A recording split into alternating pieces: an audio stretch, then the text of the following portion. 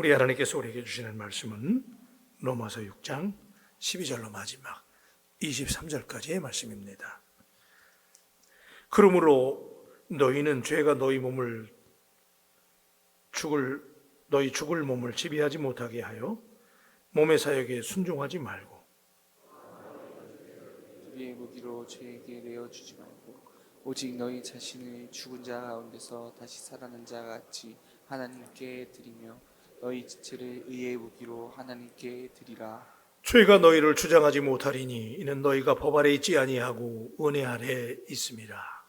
그런즉 어찌하리요 우리가 법 아래 있지 아니하고 은혜 아래 있으니 죄를 지으리요 그럴 수 없느니라. 너희 자신을 종으로 내주어 누구에게 순종하든지 그 순종함을 받는 자의 종이 되는 줄을 너희가 알지 못하느냐. 혹은 죄의 종으로 사망에 이르고 혹은 순종의 종으로 의에 이르느니라. 하나님께 감사하리로다. 너희가 본래 죄의 종이더니 너희에게 전하여 준 바 교훈의 본을 마음으로 순종하여 죄로부터 해방되어 의에게 종이 되었느니라. 너희 육신이 연약함으로 내가 사람의 예대로 말하노니 전에 너희가 너희 지체를 부정과 불법에 내어주어 불법에 이른 것 같이 이제는 너희 지체를 의에게 종으로 내주어 거룩함에 이르라. 너희가 죄의 종이 되었을 때에는 의에 대하여 자유로웠느니라. 너희가 그때에 무슨 열매를 얻었느냐. 이제는 너희가 그 일을 부끄러워하나니 이는 그 마지막이 사망이라. 그러나 이제는 너희가 죄로부터 해방되고 하나님께 종이 되어 거룩함에 이르는 열매를 맺었으니 그 마지막은 영생이라. 죄의 삭은 사망이요 하나님의 은사는 그리스도 예수 우리 주 안에 있는 영생이니라. 아멘. 여러분, 사람은 소속이 중요합니다. 우리는 소유하려고 애를 써요. 많이 가지려고 애쓰는데 이미 하나님 많이 주셨습니다. 그래서 많이 갖는 것도 중요하지만 사실은 더 중요한 게 뭐냐? 소속입니다. 그래서 어디에 소속이 되어 있느냐에 따라서 그 사람은 인생이 바뀝니다. 여러분 지금 바뀌셨잖아요. 그죠? 바울교회에 소속되셨잖아요. 네? 우리 바울교회 여러분 belong to Paul Church. 여러분 바울교회 멤버잖아요. 여러분들의 삶이 바뀌었잖아요. 네? 믿습니까? 그래요. 그래서 어디에 소속되어 있느냐? 그 단체나 조직의 품격에 맞게 살게 돼 있어요. 소속감이 강할수록 그 집단의 정체성과 명예에 맞는 행동을 하려고 노력하는 것이 인지상정이지요. 성도는 그리스도께 속한 사람들이에요. 이 사실은 우리에게 어떤 삶을 요구합니까? 오늘 바울의 가르침을 통해서 우리가 이 질문에 답하는 시간인데, 여러분 지금 우리가 6, 7, 8, 자 이전에 5장까지는 의인에 대해서, 그죠?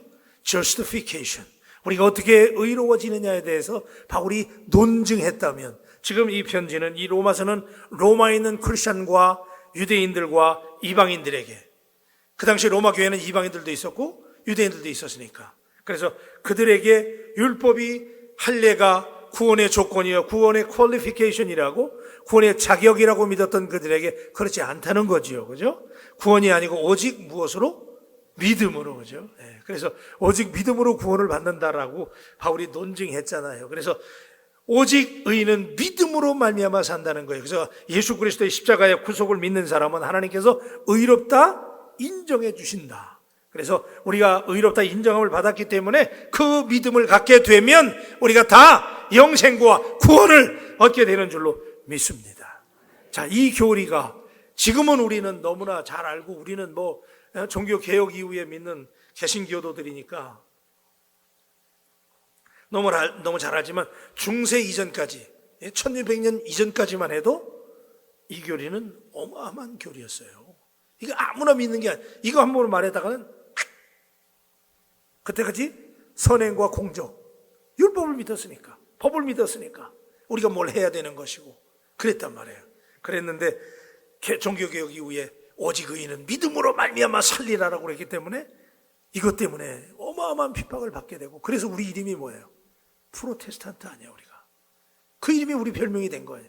지금도 캐톨릭과 프로테스탄트로 나누는 거 아니에요. 캐톨릭이라는 말의 뜻은 영어로 캐톨릭, CATHOLIC라는 캐톨릭이라는 이 말은 보편적이다 그런 얘기예요. 단어의 뜻이 그래. 이해가 되세요? 캐톨릭 그러면 보편적이다 그런 얘기예요. 그 당시에 제일 보편적인 게 뭐야? 캐톨릭이니까. 천주교가 보편적이었잖아요.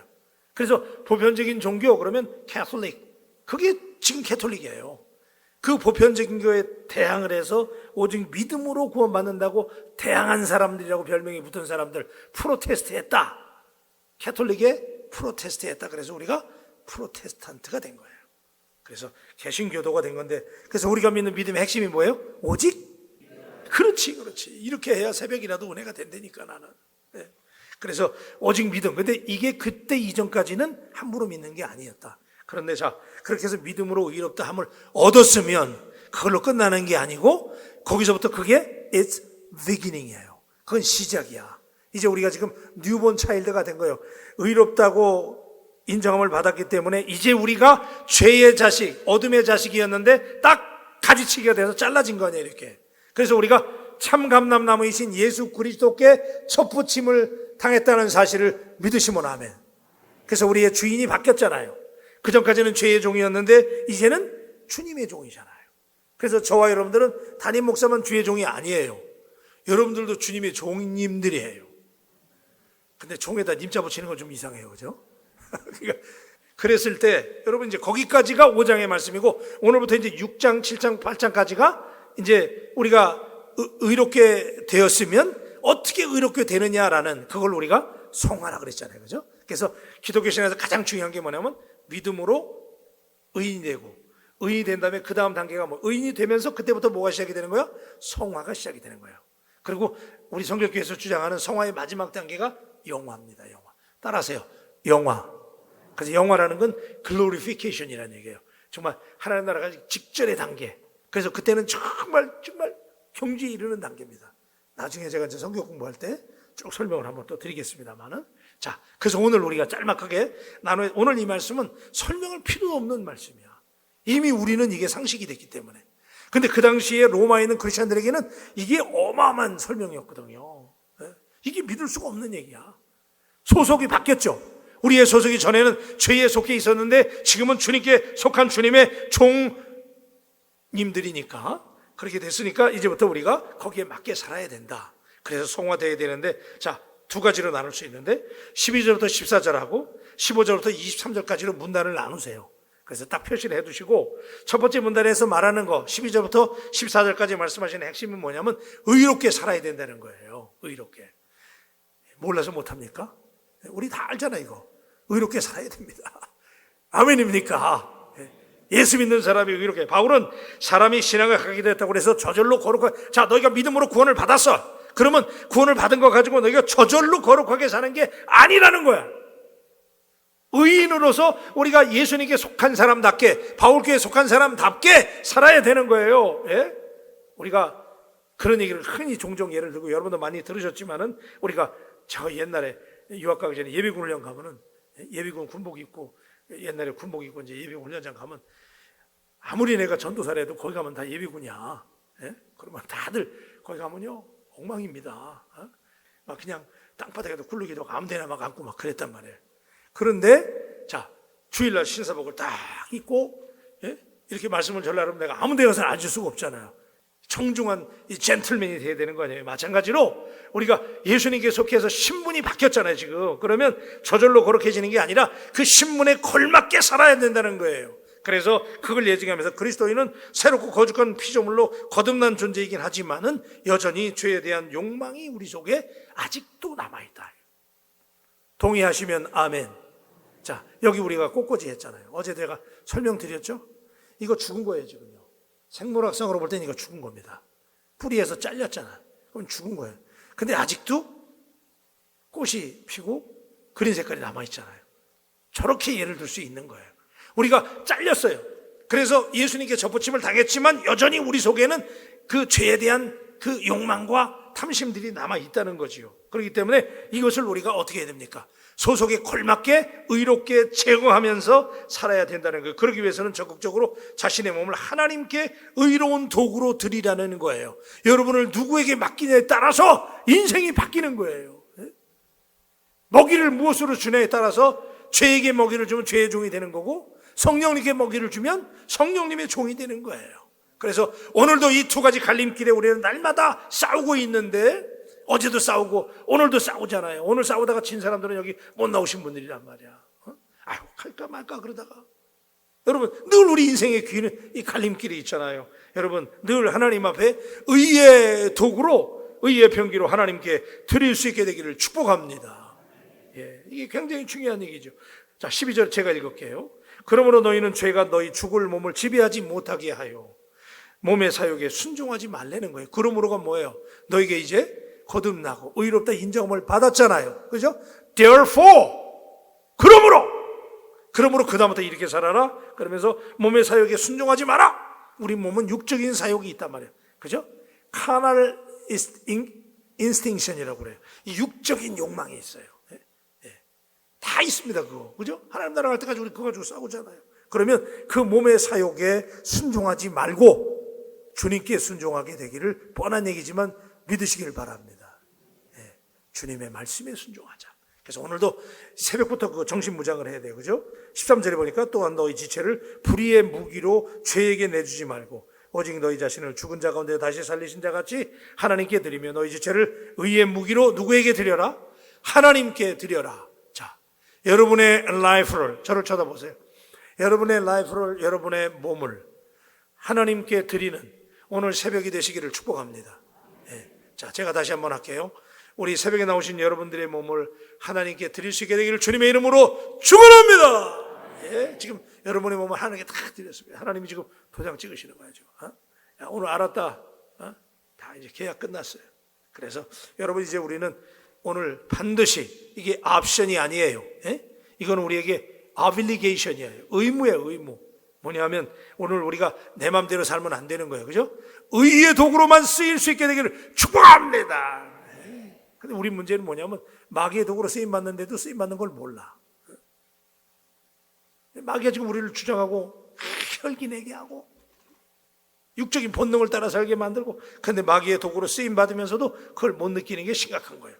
그래서 오늘 새벽에 다시 한번 우리가 하나님께 통회하고 자복하면서 하나님의 은혜 아래 죄가 우리를 주장하지 못하게 해야 되는 이유는 왜 그러냐면 14절에 보니까 너희가 법 아래 있지 아니하고 율법의 아래 있지 아니하고 은혜 아래 있다는 거예요. 여러분, 은혜를 생각하세요. 따라하십시다. 은혜. 우리는 은혜를 너무 쉽게 생각해요. 여러분, 은혜라는 거는요, 이거 엄청난 거예요. 여러분, 은혜라는 그 말 한마디에, 여러분, 다시 한번 따라합시다. 은혜. 왜 그러냐면, 우리가 은혜라는 말이 오늘 너무 쉽게 남용되고 있거든요. 근데 이 은혜라는 말은, 그 은혜라는 딱 그 두 글자 속에 예수 그리스도의 피가 묻어 있잖아. 그게 은혜잖아요, 그게. 하나님의 아들께서 십자가를 지시고 그 모진 고초와 고난을 받으시고 지옥을 당하고 모독을 당하면서도 도사장에 끌려가는 양처럼 말 한마디 안 하시고 우리를 위해서 피를 다 흘려주시고 그 못 박히시고 돌아가신 그게 은혜잖아요, 그게. 우리는 이 은혜라고 늘 생각하면서도 여기 그 얘기란 말이에요. 법 아래 있지 않냐고 은혜 아래 있다는 거예요. 그 은혜라고 하는 말 속에 포함되어진 의미를 아시냐 그 얘기예요. 어떻게 구한 몸값인데, 어떻게 산 몸인데, 여러분의 몸을 하나님이 어떻게 구하신 몸인데, 그래서 그 은혜를 생각하면서 절절한 십자가의 은혜가 오늘 새벽에 다시 한번 우리를 죄의 법 아래 놓지 아니하고 은혜 아래 놓이게 될 수 있게 되기를 축복합니다. 그래서 두 번째 문단에서는 이제 우리가 또 말씀을 나눠야 되는 것이, 여러분 우리가 이제 하나님 앞에 의롭게 살아야 된다면 이제는 거룩하게 살자. 우리 15절 말씀. 자, 15절 다 같이 합니다. 시작. 그런즉 어찌하리요? 우리가 법 아래 있지 아니하고 은혜 아래 있으니 죄를 지으리요 그럴 수 없느니라. 16절. 너희 자신을 종으로 내어주어 누구에게 순종하든지 그 순종함을 받는 자의 종이 되는 줄을 너희가 알지 못하느냐. 혹은 죄의 종으로 사망에 이르고 혹은 순종의 종으로 의에 이르느니라. 아멘이시죠? 네. 계속해서 그 다음 말씀을 제가 쭉 보면 거룩하게 하나님 앞에 드리라는 거예요. 19절에 보면 제가 읽을게요. 너희 육신이 연약함으로 내가 사람의 예대로 말하노니 전에 너희가 너희 지체를 부정과 불법에 내어주어 불법에 이른 것 같이 이제는 너희 지체를 어디에게? 의에게 종으로 내어주어 어디에 이르라고요? 거룩함에 이르라 그랬어요. 믿으시면 아멘. 그래서 오늘 새벽에 나눈 말씀, 의로움과 거룩함, 이 두 가지는 같이 가야 된다. 그죠? 의로운 사람이 거룩하게 사는 것이고 거룩한 사람이 의롭지 않을 수가 없는 거예요. 그래서 오늘 새벽에 우리가 하나님 앞에 거룩함에 내어주라. 그렇죠? 예, 공짜로 하나님이 우리에게 은혜를 선물로 주시고 의롭게 해주셨는데, 그래서 여러분 21절의 말씀에 보면 21절은 다 같이 해야 될 것 같아요. 시작. 너희가 그때 무슨 열매를 얻었느냐? 이제는 너희가 그 일을 부끄러워하나니 이는 그 마지막이 사망이라. 22절. 그러나 이제는 너희가 죄로부터 해방되고 하나님께 종이 되어 거룩함에 이르는 열매를 맺었으니 그 마지막은 영생이라. 말씀을 마치기 전에 저는 여러분에게 아주 냉정하게 이렇게 질문하고 싶습니다. 당신에게 무슨 열매가 있느냐? 제가 수요일에도 무화과나무 열매에 대해서 설교하려고 그러는데, 우리가 무슨 열매를 맺었느냐? 전에는 죄의 열매를 맺었다면 여기는 지금 너희가 거룩함의 열매를 맺었으니 그랬는데, 여러분 거룩함의 열매가 있느냐 묻자는 거예요. 오늘 마지막에 여러분, 우리 하나님 앞에 이 말씀을 맺음하기 전에 은혜로 나를 구원해 주셨는데 거룩함에 이르는 열매가 있는가? 거룩함은 구별됨이라고 했잖아요. 더군다나 성결교회 신자들은 성결이잖아요. 그죠? 거룩한 거 아니에요. 여러분, 우리 거룩하십시다. 말로만 되는 게 아닙니다. 예? 거룩하려면 함부로 행동하면 안 돼요. 그래서 오늘도 누가 우리를 주목하느냐? 사람이 보는 것도 중요하지만 하나님이 우리를 보신다. 그죠?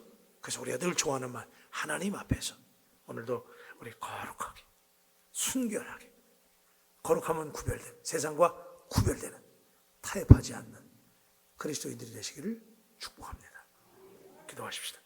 하나님, 우리는 너무나 쉽게 들리는 말씀, 이미 우리는 바이블 스터디를 통해서 이 말씀을 무수히 들었기 때문에, 인이 베키도록 들었기 때문에 익숙한 말씀이라서 그동안 감동이 되지 못했는데, 오늘 새벽에 은혜라고 하는 것, 은혜 받았습니다, 은혜입니다라고 너무나 쉽게 통용하는 이 단어 속에 얼마나 많은 의미가 담겨져 있는지 하나님, 다시 한번 우리에게 우리 영혼의 습기가 있게 하여 주시옵소서.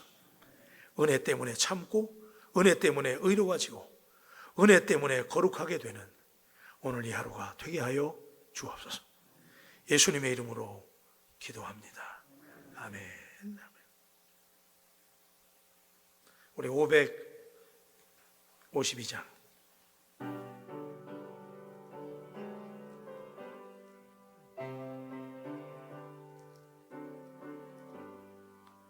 아침에 해가 돋을 때 만물 신천하여라. 나도 세상 지낼 때 햇빛 되게 하소서.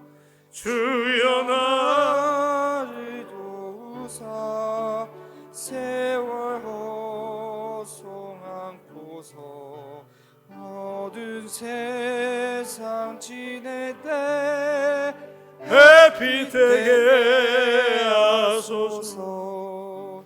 새로운 광음을 보람 있게 보내고 주의 일을 행할 때에 햇빛 되게 하소서. 주여 나를 도우사 세월 허송 않고서 어두운 세상 지낼 때 햇빛 되게 하소서.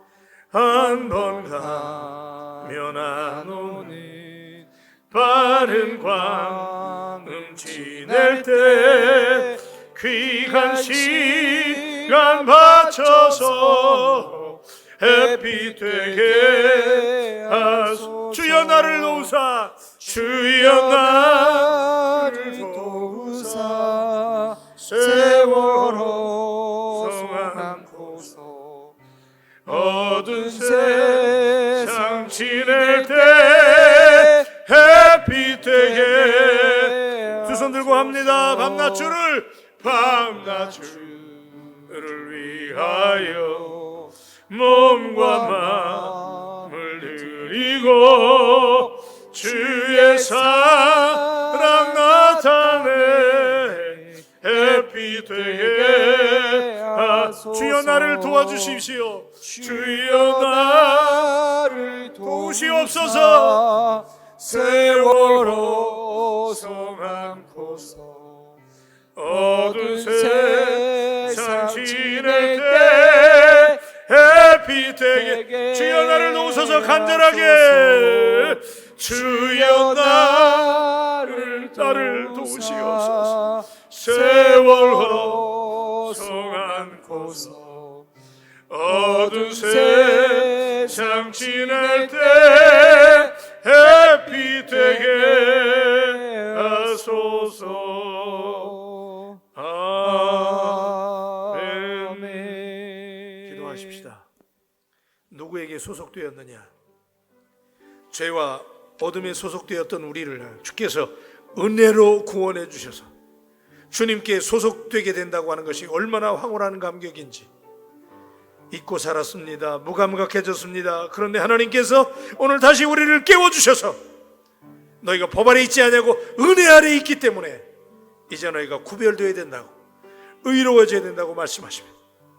하나님, 우리가 주님의 은혜와 사랑을 기억한다면 오늘 새벽에 다시 한번 우리가 의롭게 되기 위해서 타협하지 아니하고 끝까지 주를 따르기 위해서 기도하십시다. 그리고 거룩한 삶을 위해서 오늘도 하나님, 우리에게 거룩의 열매가 있는가?